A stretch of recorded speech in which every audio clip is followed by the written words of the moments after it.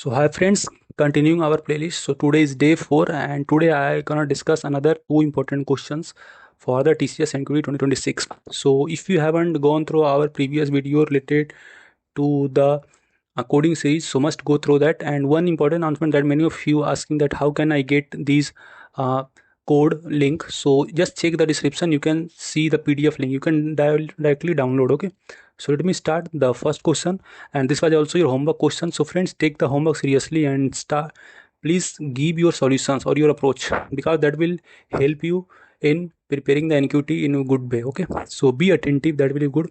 So coming to that, first question is the number of bay n people can occupy r seats. Now remember, in the exam they will not ask you to the point that tell me the number of bay n people can occupy r seat, but they will give you question in a descriptive way. You have to analyze properly and you have to just come to the conclusion or logic that what I have to apply. Okay, so this was also previous year questions. And what are the things they have given? That you are, means an integer was given that denotes the number of peoples, and integer r that denotes number of seats available in a classroom. Now each seat is distinct, this is very very important point, and that is the different position, and a person can occupy only one seat. Your task is to find the number of different bay to seat r people out of people in r distinct bay. So this is important things that this is the straightforward question of permutation and combination. Those who have solved the questions or those who are preparing for the NQT, I think you got the concept that how this question will be solved. So important concept that order matter because seats are different and we are selecting r people from n. Okay, so this is a permutation problem clearly, and you have to just use the formula p and r, that is permutations equal to n factorial upon n minus r factorial. So you have to just use the concept of factorials and you have to apply the logic. So remember, in TCS NQT you will get many questions directly based on the formula. One important formula I can say GP series, that direct question came. Also sum of n terms, that question also came. So you have to remember some important formula that is basically very very critical, when that play a critical role in your NQT exam. If you know the formula, you will able to solve within a minute, otherwise you will got stuck. Okay, so input format you have to take n and r, and output format print the number of possible sitting arrangement. Okay, for example, if you are taking 5 2 as input, means n equal to 5 and r as equal to 2, then you will get 20. Why? If just calculate, you will get the 5 factorial upon 3 factorial, and that is will equal to 5 into 4, that is 20. Now coming to the solutions. So first, discussing you the C++ questions in solutions. So hashtag include bits std_c++.h, then long fact int n, means declaring the factorial functions, and you know factorial concept that just declaring the temporary variable f equal to 1, I equal to 1 to I less than n, and f equal to f into y. So return f, that will be factorial. Now just take the input n and r, and if r greater than n, c out 0. Okay, that is return 0. Why? Because this will be your edge case na, r can't be greater than n. So this is also important thing that you have to know, or you have to understand what is the edge cases, and edge case play a critical role in NQT exam. Okay, because some test case you will be able to pass just by solving the edge case. So try to understand the edge case, that is important. Coming to next, just I am calling the simply factorial n upon factorial n minus r, and you will get the solutions. So let me dry run this code. So I am taking, means I'm opening the compiler. So this is C++ compiler. Now given all the value, now just running this code. Okay, so let me give the input. What was our input? uh, so n and r, that is 5 and 2. So let me check. 5, sorry, 5 and 2. So yeah, you're getting the value, means number of people which can be arranged, or this all are 20. So these are the quite simple and easier questions. Let me come to the Python code. Okay, so Python is also easy, that is define factorial n f equal to n, I in range 1 to n plus 1 you will go, and f into I. Remember friends, before coming to the solutions, must practice by own. If you can't get the solution, then come only to the solution, or if you able to solve, then see what is the approach I am applying and what are the important points I am telling you. So you should note that and you should keep in mind, especially in NQT exam. So nr map int input dot split. So I'm just taking the input, and if r greater than n, which is very very important point, that is the edge case, so print 0, otherwise print fact n upon fact n minus r. So this is the things. And discussing the Java solution. So same things, just I am taking the input by using scanner sc equal to new scanner system.int, taking n and r, sc.nextInt. Friends, you do, if you don't know how to take input, then must go through our video where I have clearly discussed you about the biggest issue. Because if you able to means अगर आपको logic आ भी रहा and if you don't know how to take input ना, then you will got stuck. So be careful in this and must go through that video. So just taking the input and if r greater than n, system.out.println 0, it will be our age case and just calling the factorial function, and same things f equal to 1 and running this loop and got the answer. So this was our first question. Coming to the time complexity and space complexity. So before going to the solution, must comment what will the time complexity and space complexity. Yeah, so yeah, you are right. So time complexity will be order of n because we are traversing the loop, and space complexity will be O1 as no any extra space we are using here. So only variables are used. That's why space complexity will be O of n. And you can also use your optimize bay. So all that things. And coming to next, friends, that is the question number 2, and this is also most repeated question in NQT exam related to sub-array concept. So if you are preparing for NQT, again I'm saying must prepare these concept, sub-array concept, and the other video which I've already discussed in the previous previous 3 videos. So must go through all those important questions. That will a very important things. Okay, and just practice with me and you will be able to crack this exam. No need to worry, उतना भी hard questions नहीं रहेगा. And धीरे धीरे जैसे जैसे इस playlist में मैं आगे बढ़ूंगा, little bit complexity of questions will be increases. Okay, so let me come to the problem, that is the maximum sum of subarray. So you are given an array of integer both positive and negative, and your task is to find the maximum sum of any contiguous subarray. So subarray is a continuous part of array. Means if you don't know what is subarray, so suppose this is a array. So subarray is what? It is a contiguous part of an array maintaining the same relative order of element as the original element. Means order should not be changed, and it is essential that slice of array, meaning you cannot skip the element. Means -2, 1 and -3 will be your subarray, but you can't say -2 and -3 and -4, means you can't skip the 1. Okay, so this is the concept of subarray. Now coming to this, so for an array of size n, the total number of non-empty subarray is n into n plus 1 by 2. This is also important formula, you can note down if you want. So let me come to the input format. So input, you will just have to take the integers which will be space separated, and output format print a single integer representing the maximum subarray sum. So you have to basically just print the single integer. Remember, again you have to clearly read the questions, that what actually they are asking. If they are saying that you have to print the space, then you have to print the space, because your test case might not pass. So you have to go through the question very properly. Now coming to the example, so if we are taking the input -1, 2, -3, 4, -1, 2, 1, -5, 4, then output will be 6. Why?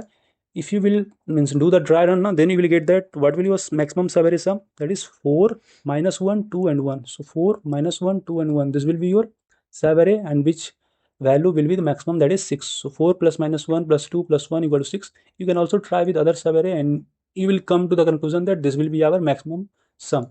So let me first discuss the brute force approach. So brute force approach is very simple, and that we will just traverse the whole array and we will try to find all possible subarray and just check that, which means just declaring a maximum temporary variable and just update the maximum value. So means आपको दो loop चलाना है, and just you have to get all the subarray and just you have to print the sum. So idea is to run two nested loop to iterate over all possible subarray and find the maximum sum, that what I was talking about.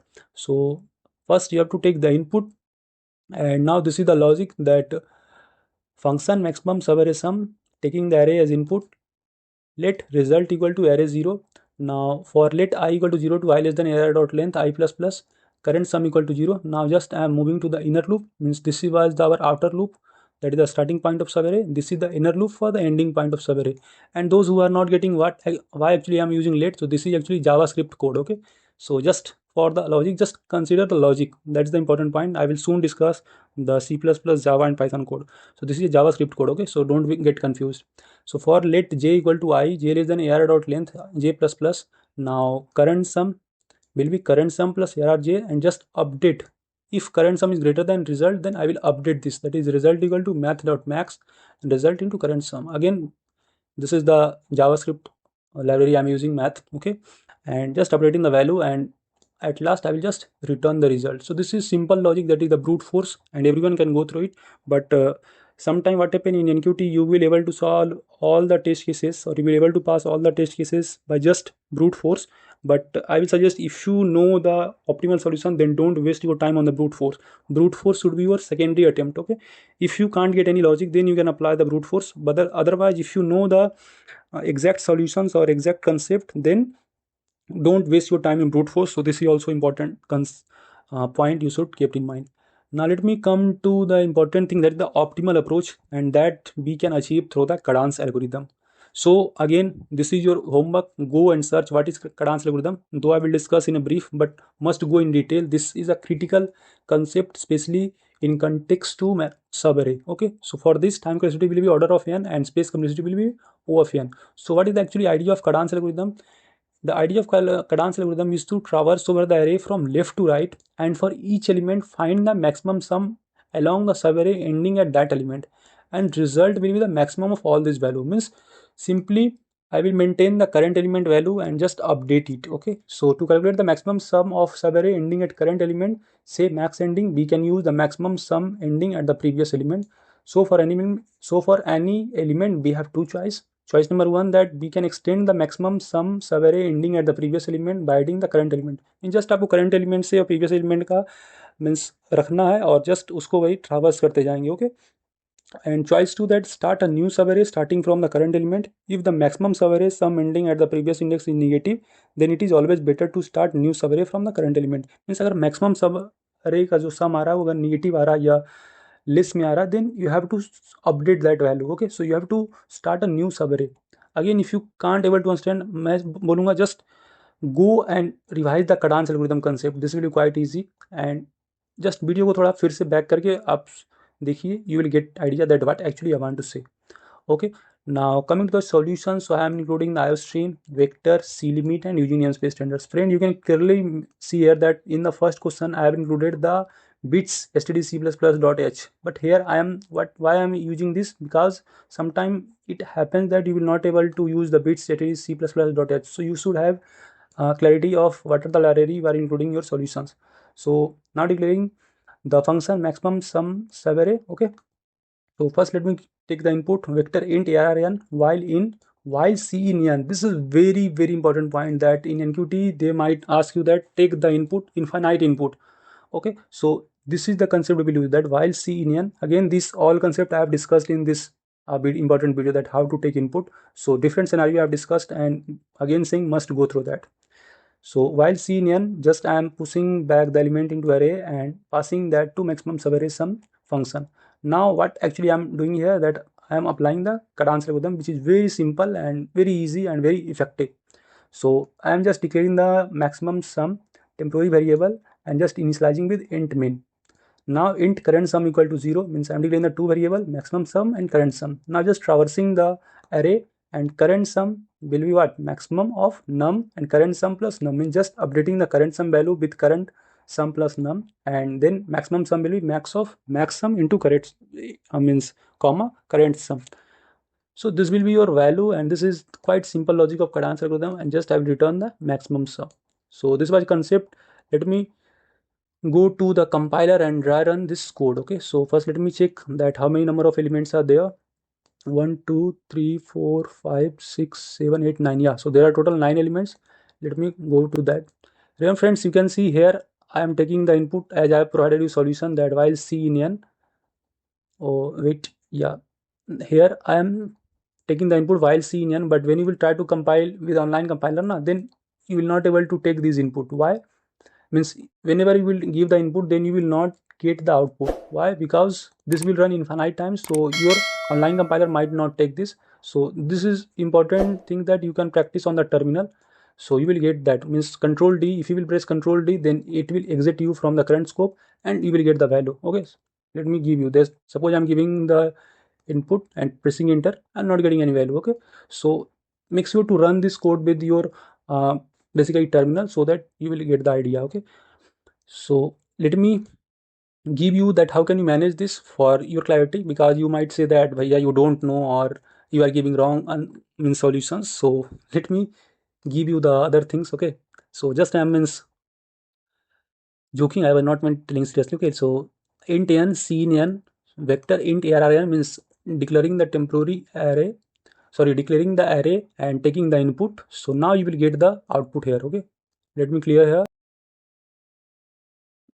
So you are getting the value here as 6. So this was our complete solution. So I hope this video informative to you. Again saying, friends, keep your preparation well and start preparing. Okay, if you haven't started it, and you can also visit our previous uh, day series, that will be helpful for you, and you can join our WhatsApp or Telegram group for getting any job updates and as well as free preparation material. So I've already shared the free preparation material there, so you can get there. Hope informative to you. If you have any query, feel free to ask or comment here. Meet you in the next lectures. Thank you.